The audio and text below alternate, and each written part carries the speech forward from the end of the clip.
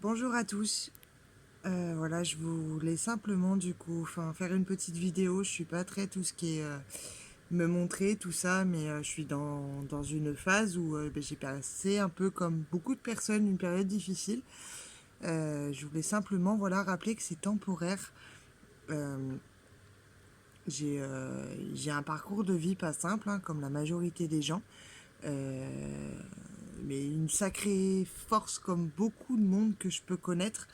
Même si du coup je suis entourée par peu de personnes parce que c'est pour me protéger moi et aussi des personnes d'amour, un petit peu des écorchés de la vie parce que je pense que c'est important de s'entourer de personnes qui nous ressemblent et où on est en capacité aussi de pouvoir donner et de pouvoir aider. Bon après du coup dans l'autre sens il faut s'accorder de recevoir mais ça c'est une autre histoire, du coup je suis encore à travailler dessus, j'ai 30 ans. Euh, je suis issue d'une famille un petit peu nombreuse. J'ai jamais été vraiment très communicative étant petite, mis à part par les cris et la colère, comme beaucoup d'enfants et d'adolescents quand on n'est pas très bien. Je suis passée par la phase des scarifications et tout ce qui s'ensuit, mais cette vidéo, en fait, ce matin, j'ai regardé une vidéo sur YouTube d'une jeune fille de 20 ans, du coup, qui parlait de la dépression, de la psychiatrie et tout ce qui s'ensuit, qui pense que la dépression, au final, on s'en sort jamais réellement. Euh, je suis pas quelqu'un forcément de grand sage ou autre, mais je tiens à dire quand même qu'on en passe. On arrive à surmonter tout ça. J'ai été enfermée en psychiatrie, moi, à l'âge de 18 ans. Euh, j'ai subi ce qu'on appelle les sévices sexuels, donc forcément, après, dans le jargon médical, stress post-traumatique suivi de dépression. Beaucoup de conflits avec ma maman, enfin, une histoire, on va dire, plutôt, on va dire, difficile, mais comme beaucoup de monde, hein, comme je le disais au début de ma vidéo. Dans ces 7 ans de psychiatrie, j'ai beaucoup souffert parce que j'étais incomprise, j'avais du mal à communiquer, enfin, mis à part encore une fois par la colère et tout ce qui s'ensuit, parce que j'étais dans le corps d'un adulte, mais du coup j'avais des réactions un petit peu d'enfant ou d'adolescence, parce que j'avais besoin d'amour, j'avais besoin d'être entendue. Mais en ce qui concerne les scarifications, du coup, c'était.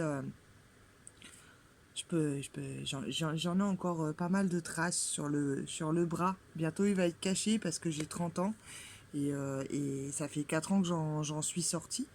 Mais les scarifications, du coup, c'est quelque chose d'assez addictif en fait. Parce que c'est pour oublier, ça fait partie du stress post-traumatique généralement chez les personnes qui ont eu des moments difficiles, choses comme ça, qui n'arrivent pas forcément à communiquer. Le fait de se couper, beaucoup de personnes ne le comprennent pas, mais ça arrête ce qu'on appelle les images, les flashs, les odeurs, certaines atrocités du coup qui nous reviennent sans cesse en pleine face parce que quand on n'arrive pas à communiquer, à mettre des mots sur ce qu'on peut ressentir, du coup malheureusement on adopte des comportements un peu autodestructeurs. Moi je suis passée par là c'est surtout que j'ai j'ai rencontré, enfin en psychiatrie du coup, je suis un peu une chanceuse, mais pour moi du coup c'est pas tout à fait au point. Notamment du coup cette jeune fille qui disait que euh, on arrive un petit peu pour aller mieux, pour dépression ou pour coup de mou ou burn-out, ou, enfin bref c'est un coup de mou de la vie de base et on va nous mélanger. Donc on va nous mettre avec des alcooliques, des schizophrènes, du coup, des personnes très perturbées et malades psychiquement, du coup. Donc, pour moi, c'est pareil. C'est pas forcément des conditions, en fait,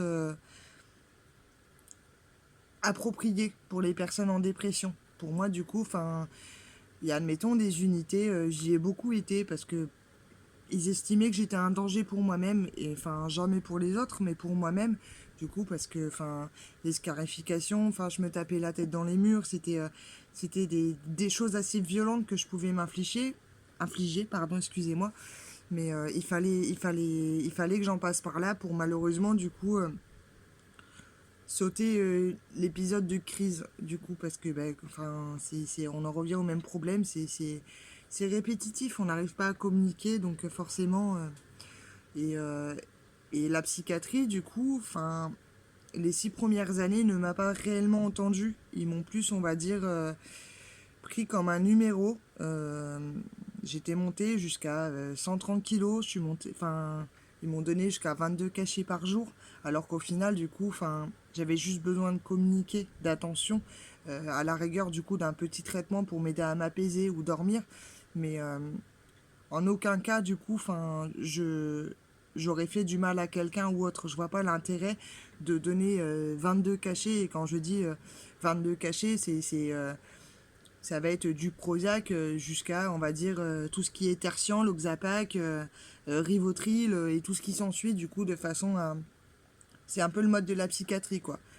Tu rentres, en fait, en psychiatrie, donc forcément, du coup, tu vas être un minimum zombifié.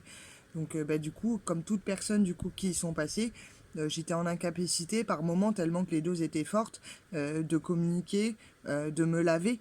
Du coup, je me souviens d'une période où c'est une amie très proche de la famille, enfin, qui nous a élevés quand ma maman était malade. Mais du coup, elle venait me voir à l'hôpital et du coup, enfin, à l'âge de mes 22, 23 ans, du coup, elle me lavait les cheveux ou le corps parce que j'étais en incapacité de le faire.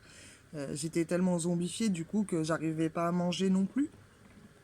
Je dormais constamment du coup, enfin, j'ai la bouche ouverte, la pâteuse. Donc là, pour le coup, j'étais bloquée dans mon esprit. Donc c'est peut-être pour ça que ça a mis autant de temps. Parce que j'ai passé 7 ans un peu enfermée dans ces murs. Et puis je suis passée par des épisodes un petit peu traumatisants. Notamment ce qu'on appelle l'USIP. Donc l'USIP, je tiens à le préciser, c'est unité de soins intensifs psychiatriques. Donc en gros, c'est dans ces unités-là, il y en a très peu en France, hein. Je suis de la région de la Vienne et du coup on m'a mis au niveau de la Corrèze, hein, pour vous dire que c'est quand même, c'est des lieux, on va dire, il y en a peu parce que on met des personnes de base dangereuses, euh, dangereuses dans ces lieux-là, enfin dans ces lieux-là. Donc ça va être des personnes qui sont en prison de base, qui veulent se donner la mort, donc pour se faire aider, ou ça va être des violeurs, ça va être, enfin des personnes, on va dire vraiment malades ou pas bien. Ils m'ont enfermé 3 mois là-dedans, du coup, 3 mois. Euh, j'ai 30 ans aujourd'hui, je suis en rémission, mais ça c'est quelque chose, je crois que je ne comprendrai jamais. C'est quelque chose, autant que j'ai pardonné énormément de choses sur mon passé, même vis-à-vis de moi. J'ai pardonné du coup à ma maman, j'ai pardonné à ma famille, j'ai pardonné du coup enfin, à mon enfant, j'ai pardonné à beaucoup de gens. Mais ça par contre, je pense pas que j'arriverai un jour à pardonner parce que j'ai jamais compris. C'était en gros la prison un petit peu, pour les fous, quoi.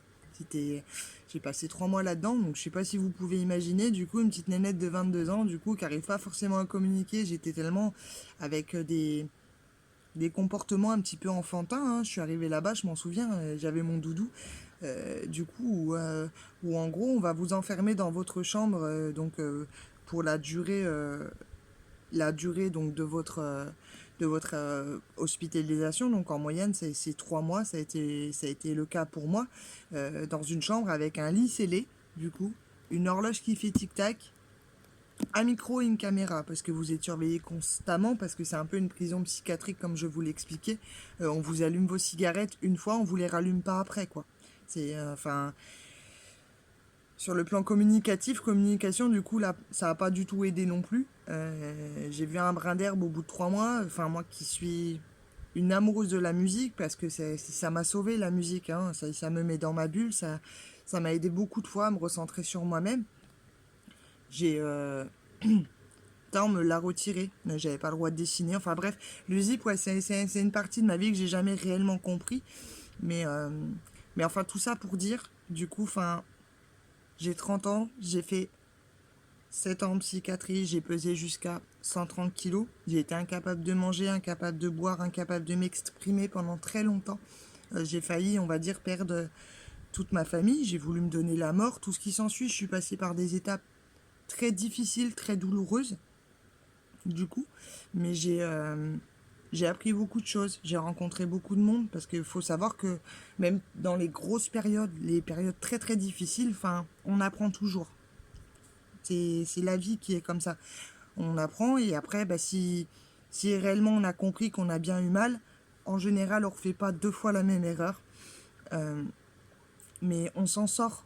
Il suffit juste d'y croire, d'avoir la volonté. Moi, dans mon cas, à l'époque, je m'en souviens, au jour d'aujourd'hui, je me rends compte que c'est un petit peu ridicule, mais je me revois avec mon doudou, mes 130 kilos et on va dire mon langage un petit peu d'ado, mais dire que bah, j'aimerais une vie normale.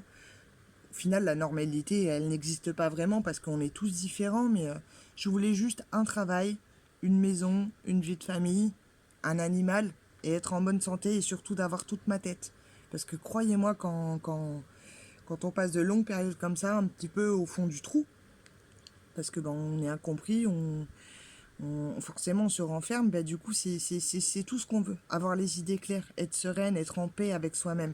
C'est un travail, ça demande beaucoup de temps. J'ai des périodes encore où ça fait les montagnes russes, hein, comme je pense tout le monde, et ça fait partie de la normalité aussi, parce que le mot normal, il y a le mal, il y a le bien. Donc forcément, bah, du coup, quand, quand vous n'êtes pas bien, quand on passait des périodes difficiles, du coup, on est normal, quoi. On a le droit de pleurer, on a le droit de pas aller bien, mais c'est pas pour autant que voilà, ça va continuer, c'est temporaire. Il faut vraiment du coup prendre conscience de ça. Je voudrais dire vraiment à toutes les personnes qui peuvent me voir que, enfin, on peut surmonter ça, vraiment. C'est Après, je suis pas quelqu'un qui m'exprime, mais je sais par où je suis passée, mes proches aussi, je pense. En me voyant dans cette vidéo, forcément, ils me reconnaîtront. Certaines personnes aussi que j'ai pu rencontrer, hein, que ce soit des infirmières, parce qu'il y en a de très bonnes infirmières en psychiatrie, de très bons docteurs, de très bons psychiatres. Bon, il y a beaucoup aussi, on va dire, de personnes un peu routinières hein, qui prennent un petit peu bah, les patients pour des numéros, parce que bah, quelque part, je peux comprendre aussi, c'est fatigant. C'est fatigant de gérer une personne ou de l'enfermer. Ou à un moment donné, je pense que voilà, la partie du cœur, ces personnes-là, ils arrivent à la mettre un petit peu de côté et c'est plus machinal. Après, je sais pas comment ils fonctionnent, mais en tout cas, il y a quand même de très bonnes personnes aussi dans le monde médical, même si au jour d'aujourd'hui, je ne supporte plus réellement tout ce qui est les hôpitaux, les médecins, tout ça, parce que bah, j'ai eu ma dose, hein, et je pense que n'importe qui comprendrait ça. Et d'ailleurs, en général, mon entourage le comprend aussi, hein, on va dire un bobo ou un truc, si réellement c'est pas important, du coup, vous ne me verrez jamais aller chez le docteur. Mais il faut, il faut continuer à se battre, continuer à toujours donner le meilleur et comme j'ai toujours dit, quand on veut, on peut. Voilà, je suis Elodie, j'ai passé 7 ans en psychiatrie et aujourd'hui, bah, je mène une vie normale. Je travaille, j'ai un entourage, j'ai toujours ma famille. Ça va même beaucoup mieux parce que bah forcément, quand on décide de pardonner aussi, parce qu'il faut savoir ce qui est passé, c'est passé. C'est derrière, c'est pas pour autant que c'est là aujourd'hui dans le présent ou que ça le sera dans le futur. C'est derrière. Pour avancer, il faut pardonner. C'est important. Pas forcément aux autres, mais à soi-même. Parce que bah, généralement, quand on est en dépression, quand on n'est pas trop bien, on a beaucoup de remords, on s'en veut beaucoup à soi. Et ça, c'est pas forcément bon. C'est des choses, ça vous aidera pas à avancer. C'est, on va dire, plus des grosses valises noires, quoi. Ça vous sert à rien. Faut prendre des petites valises blanches, du coup, avec des paillettes pour pouvoir avancer. Enfin, c'est une image, mais du coup, au jour d'aujourd'hui, voilà. J'ai une vie, oui, normale et j'en suis très fière. C'est pour ça que je voulais faire cette vidéo aussi, et notamment, voilà, comme je l'ai souligné tout à l'heure, pour les personnes un peu en difficulté ou qui passent une mauvaise période ou qui passent une longue période de pas bien ou autre. Enfin, sachez que si vous désirez vraiment quelque chose, donnez-vous les moyens et vous pourrez le faire. Peu importe, que ce soit la dépression, le surpoids ou autre, enfin, n'importe quel souci entre parenthèses avec vous-même, si vous décidez de le changer, ça changera. C'est très important. Moi, c'est parti d'un truc tout bête. J'avais mes 22 cachets, du coup, où limite, il fallait que j'en prenne, je m'en souviens à l'époque, 9. 9 au coucher pour dormir. Du coup, ben, j'ai eu ce fameux soir. J'habitais seule parce que j'étais avec un garçon pas trop bien pour moi. Enfin, j'aime pas trop m'étaler là-dessus, mais du coup, j'avais repris un petit peu ma vie seule après une période en psychiatrie, bien évidemment. Et j'étais dans cet appartement, ça faisait déjà quelques semaines. Et j'étais seule, j'étais sur mon canapé et j'étais devant ces pilules là, pour les prendre et dormir. Et je sais pas, c'est un truc tout bête.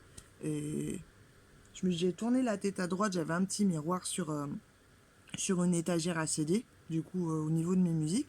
Et je me suis regardée, du coup, avec ma grosse tête et mon gros poids, où j'étais un peu agoraphobe. Je ne sortais pas forcément parce que les cachets, ça aide pas non plus à sortir, à marcher, à rencontrer du monde, à se sociabiliser aussi.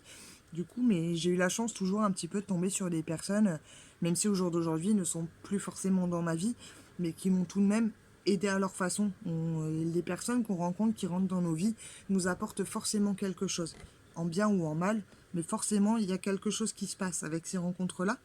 Mais je me suis regardée dans ce miroir, j'avais c'est 8-9 cachets à peu près, 9 il me semble, et du coup, je me suis regardée, je dis mais qu'est-ce que tu fais? Et je me suis dit, en arriver là, du coup, allez, on va dire 25 ans, du coup, de prendre des cachets pour pouvoir dormir. C'est, je lui dis, Hello, va falloir que tu te réveilles. Je me parlais comme ça. Et je me souviens, je me suis dit une phrase, c'est un peu vulgaire, mais c'est Elodie, sors-toi les doigts du cul, quoi. Et depuis, bim, j'ai fait les choses correctement, par contre, à savoir que pour toutes les personnes qui prennent un traitement, là, en gros, c'est le truc, moi, qui m'énervait quand j'étais en tant que patiente, mais c'est réel. Ne jamais arrêter un traitement psychiatrique net. Jamais. Sérieusement. Parce que c'est pétage de plomb, votre organisme, votre système nerveux, il ne va pas le comprendre. Donc j'ai eu la chance de tomber sur une psychiatre qui, au jour d'aujourd'hui, du coup, me suit encore dans les moments difficiles. Et vraiment, cette personne-là m'a sauvé la vie. Si un jour elle voit cette vidéo, du coup, je pense que je lui montrerai d'ailleurs. Merci. Elle se reconnaîtra. Je veux pas forcément citer de nom parce que j'ai pas son accord non plus. Mais j'ai fait les choses progressivement, petit à petit. Du coup, on a arrêté les cachets. Du coup, toutes les 2-3 semaines, un cachet en moins. Tous les mois, un cachet en moins. Et puis arrivé le 9 décembre 2013, donc le jour de l'anniversaire de mon papy, qui aujourd'hui est dans les étoiles, comme on dit, peu importe à sa philosophie, bref. Et le jour d'une amie très chère aussi de naissance, j'ai, elle m'a déclaré en rémission, du coup, donc je m'en souviens, du coup, elle m'avait fait un petit papier parce que ça me tenait beaucoup pas cœur d'offrir ça à mes parents, parce que malgré les difficultés, tout ce qui s'est passé, ils ont quand même fait au mieux, ils ont quand même été présents un minimum. C'est ça aussi, c'est à le souligner. Merci beaucoup, je vous aime beaucoup. C'est que ce soit ma famille, mon entourage proche, c'est l'amour qui me tient et qui m'a tenu et qui me tiendra que j'ai pour eux. Après, je parle un petit peu dans mon langage, mais l'amour des autres, ce que je peux ressentir pour eux, c'est de les protéger, d'être là, de les écouter au jour d'aujourd'hui. Même si par moments c'est douloureux, parce que j'aimerais pouvoir faire plus, de pouvoir toujours plus les aider, parce que ces personnes-là, du coup, clairement, ils m'ont sauvé, que ce soit mes parents, même si je suis leur chair, ou mon ami Gaboche, bref, je veux pas forcément citer de nom, mais vous m'avez sauvé la vie, merci. Il faut vraiment voir le bon côté des choses. Et justement, ce 9 décembre 2013, elle m'a donné ce papier que je lui ai demandé pour l'offrir à mes parents pour le Noël. Du coup, et je crois que du coup, ça a été un des plus beaux cadeaux qu'ils ont reçu de ma part pour Noël. Parce que ils ont réellement vu à ce moment-là, ma fille, du coup, ça y est, elle en est sortie, elle va pouvoir déployer ses ailes et faire sa vie et avoir ce qu'elle désire, c'est-à-dire une vie, comme je disais, normale. Un travail, une maison, voilà, deux petits chats, un ou une chérie. C'était un peu... c'est tout ce que je souhaitais à l'époque et aujourd'hui, c'est tout ce que j'ai. Et j'en suis très fière. Il y en a beaucoup, ils se disent Ouais, enfin, j'ai qu'un 50 mètres carrés, j'ai un pauvre taf. Moi, dans mon cas, oui, j'ai un 50 mètres carrés, mais j'en suis, enfin, totalement fan parce que ben, j'ai la chance, voilà, la vie me récompense aussi d'avoir un propriétaire humain. Il n'y a plus beaucoup de gens humains qui parlent avec leur cœur. Ça aussi, du coup, si jamais il y en a qui m'entendent, essayez de parler à votre cœur, enfin, essayez d'être en paix avec vous-même, je vous jure, enfin, de sourire à un inconnu dans la rue ou de laisser passer une dame devant vous en montant dans le bus ou d'ouvrir la porte du coup à une maman avec son enfant pour qu'elle rentre dans le magasin ou dans une boutique ou aider une mamie du coup à prendre sa petite poche ou à l'aider à traverser. Ça, c'est des choses qui font du bien, c'est gratuit. Il n'y a pas forcément besoin de billets ou il n'y a pas plus riche que l'amour. C'est ça, j'aimerais aussi le faire comprendre. J'aimerais, parce que beaucoup de gens d'aujourd'hui sont dans la colère et après, je peux comprendre que les temps sont difficiles, hein. Je travaille en grande distribution dans les fruits et légumes. Mes horaires de travail, ça va être 4h30 du matin, 13h de l'après-midi, ou ça va être 13h de l'après-midi, 21h30 le soir. Mais c'est un travail. J'ai mes deux jambes, j'ai ma tête, j'ai mes bras. Je peux communiquer. Je suis en vie, quoi. Et vous, ben, c'est pareil. Même si du coup, il vous manque une jambe ou si vous passez une période difficile, que vous avez des traitements ou je sais pas, qu'il vous manque des dents ou peu importe, enfin, rien ne vous empêche d'être dans l'amour, vraiment, de donner du bon. Parce qu'en donnant du bon, vous faites du bien aussi à votre âme, à vous, à votre cœur. Ça vous rend que meilleur. Et, et voilà quoi, c'est tout ce que j'ai à dire suite à cette vidéo du coup que j'ai pu voir ce matin. Et voilà, vraiment, à tous ceux qui passent une période dure, enfin, c'est temporaire, vraiment, croyez-moi.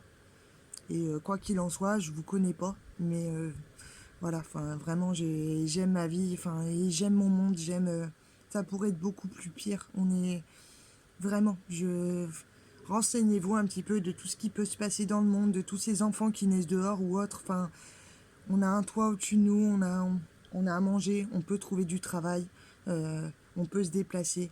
Et puis là, c'est la meilleure période pour, on va dire, comme je me suis dit, se sortir les doigts du cul du coup. Il fait beau, c'est l'été. Donnez du bon, donnez le meilleur de vous-même. Je vous jure, la vie vous le rendra. Bisous à tous.